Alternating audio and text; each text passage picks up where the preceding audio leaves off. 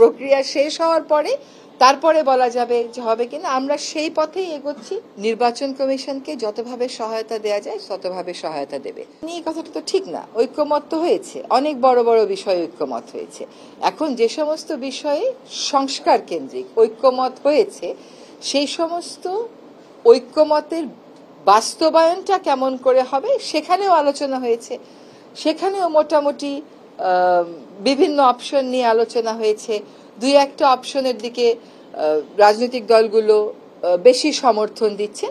এখন আপনি যদি একটা রাজনৈতিক প্রসেসে, একটা রাজনৈতিক পদ্ধতিতে কিছু প্রশ্নের সমাধান চান, এইটা আপনার আপস অ্যান্ড ডাউনস হবেই। এটা তো স্মুথ যাওয়ার কোনো সুযোগ নেই। স্মুথ যাচ্ছে কোনটা? পদ্ধতিটা, যে সবাই আলোচনায় আসছেন, সবাই আলোচনায় বসছেন, সবাই আলোচনায় মতামত দিচ্ছেন, এটা তো একটা স্মুথ প্রসেসে হচ্ছে।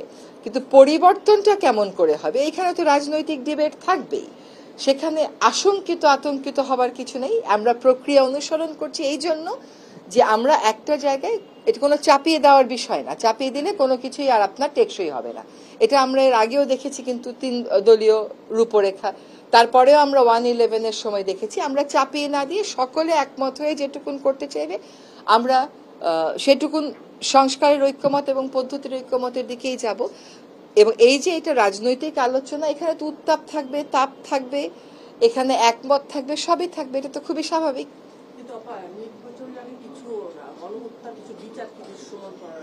শোনেন, বিচার কখন হবে সেটা তো আসলে পুরো শুনানি প্রক্রিয়া শেষ হবে, সাক্ষ্য গ্রহণ প্রক্রিয়া শেষ হবে, তার পরে বলা যাবে।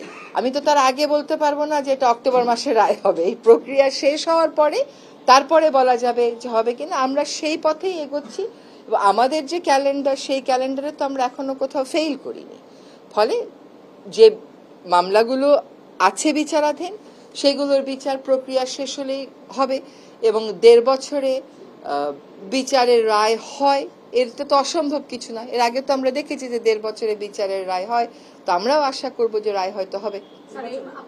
এই সরকার একটা ভালো নির্বাচন করতে চাচ্ছে, ইনক্লুসিভ। আসলে ইনক্লুসিভ নির্বাচনের সংজ্ঞাটা আপনাদের কাছে কি? সরকার প্রথম থেকে বলেছে যে সরকার একটা স্বচ্ছ নির্বাচন চায়।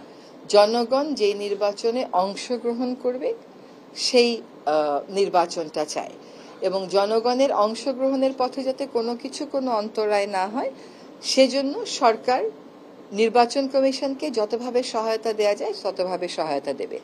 কোনো রাজনৈতিক দলের অংশগ্রহণ করা না করার বিষয়টা আইনি হতে পারে। অংশগ্রহণ করা না করার বিষয়টা তাদের পলিটিক্যাল ওয়েটেজ অনুযায়ী ডিসাইডেড হবে।